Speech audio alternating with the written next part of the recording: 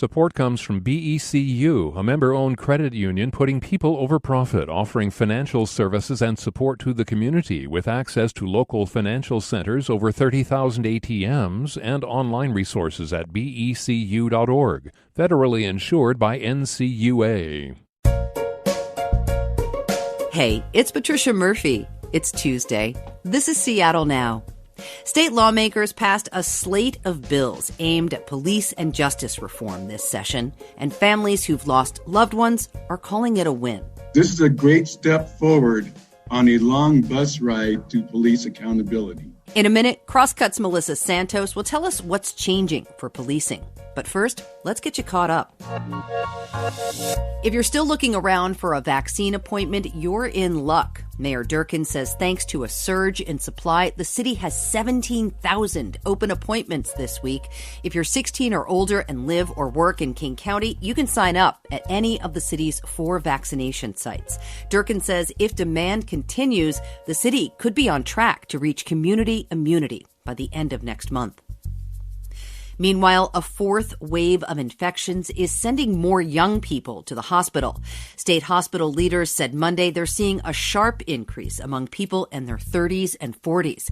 It's not exactly clear why, but some hospital leaders pointed to younger people who haven't been widely vaccinated or think they don't need to be, and who are letting their guard down just as we're facing contagious new variants. They're calling on younger people to get out and get that shot.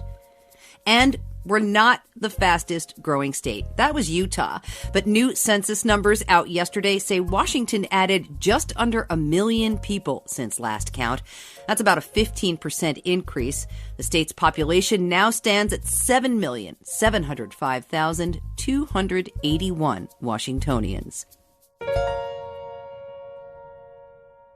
We're coming up on a year since the murder of George Floyd in Minneapolis sparked a summer of protests for racial justice across the nation and here in Seattle. May this be a season for catalytic change, authentic transformation, that we will not leave this place the same, this city will not be the same, this nation will not be the same, this country will change, this world will change.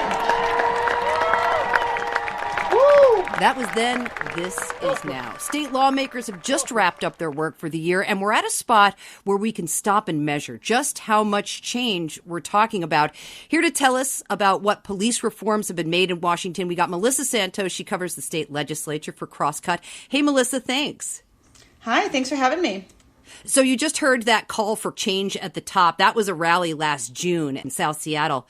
Anybody who showed up to the protests has to be wondering how things turned out. And you heard from a group of families who've organized themselves to push for these changes.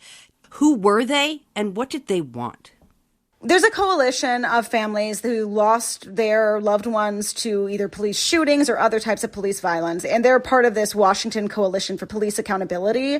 And that group has pushed a lot of the legislation this year. And 4 of their 5 priorities, they said they actually achieved this year. So they're feeling, at least as of Sunday, they were feeling pretty good about where things ended up as far as promises being met. And let's talk about what actually happened. How will policing in Washington be different going forward? There's sort of 2 buckets of legislation here a little bit. One thing that they passed a lot of was sort of changing the standards for policing. And these are the things that I think people fear, okay, you can pass a new standard, but will it actually be followed?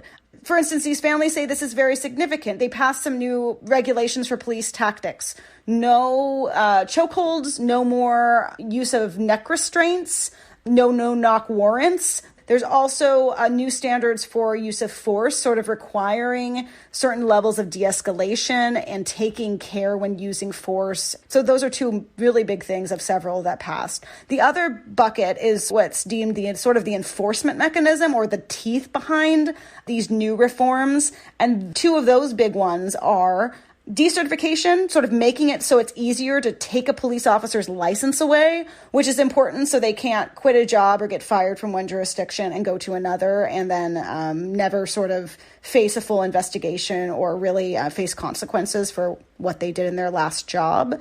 And then the other one for that is having independent investigations. There will be a new office in the governor's office that's just doing independent investigations of police uses of deadly force. And so that's sort of the idea, is that police won't be investigating themselves. And so those two are on that accountability side, sort of seeing that these new policies hopefully are followed. Yeah. What didn't happen? They didn't get everything they wanted. There were more bills that didn't get passed. Right. For this particular coalition of families, which was, I think, so influential, this particular coalition of families did not get reform on qualified immunity, which gets into super technical legal stuff to some extent. But essentially, qualified immunity makes it really hard to sue police when they violate people's constitutional rights under the federal statute, under the current case law federally. So that did not pass. And the families think that's an important accountability measure to kind of change the culture of policing, I think, just to give more consideration to those constitutional violations, I think, is the idea. And also to hold the agencies accountable, too, because even though I think some of that is about suing police officers in their individual capacity, the idea also behind that bill was if there's a training gap, if there's an issue within the police department policy that allowed this sort of abuse of force or other constitutional violation to occur, then the city's liable. So it's an accountability all around was the idea. Did not pass. I think they're committed to trying to get that done. Separately, city officials, including the mayor of Seattle, are very upset that arbitration reform did not pass. And I say that, there was an arbitration bill that got through that was more minor, but the sort of big overarching, you cannot have an arbitrator who's, some outside force just overturn police discipline. That did not happen. That did not pass, and there were efforts to have that happen. And so that's something I think folks will be looking at more in the coming years. What are you hearing specifically from rank and file officers about these reforms, Melissa?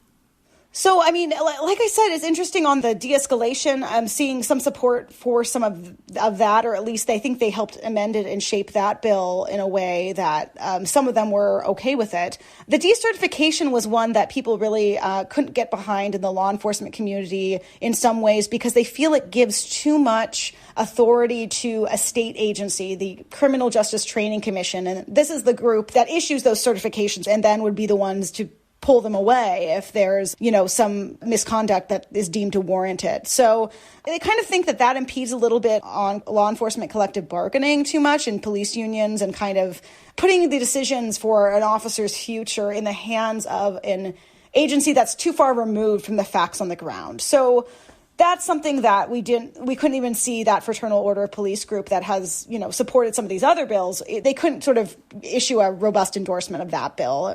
They did not come out for that one. There was so much chatter in the city of Seattle about defunding the police, but I didn't hear any of that in the legislature. I'm curious why that didn't resonate at all with lawmakers, it seems.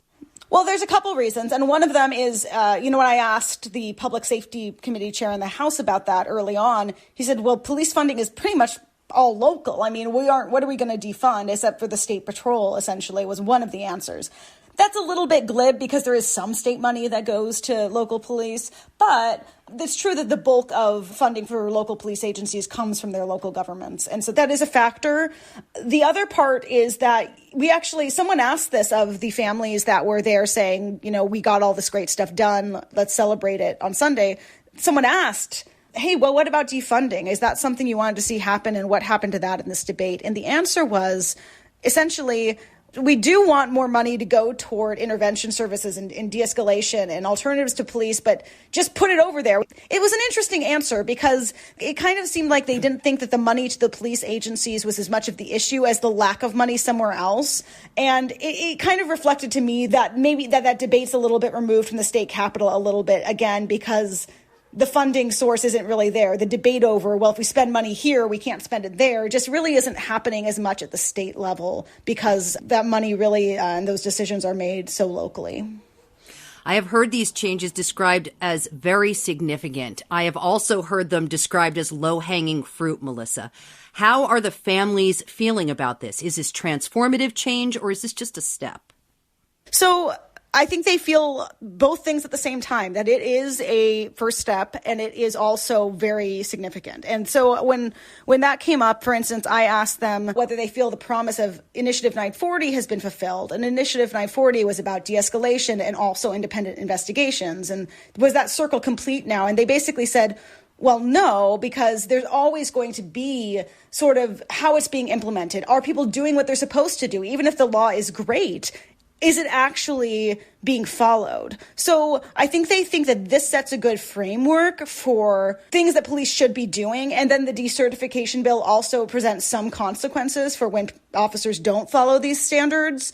But they also are kind of keeping an eye on whether these laws are implemented the way they think they should be, and that if the agencies actually follow them, and if the state actually does pull certifications when, they should, according to this law and what the families think the law does. So it's kind of like keeping your eye on the ball, but they think that this, if it's followed correctly, will make a big difference. Yeah, it's one thing to make the law. It's the other thing to challenge the veracity of the law as things move forward.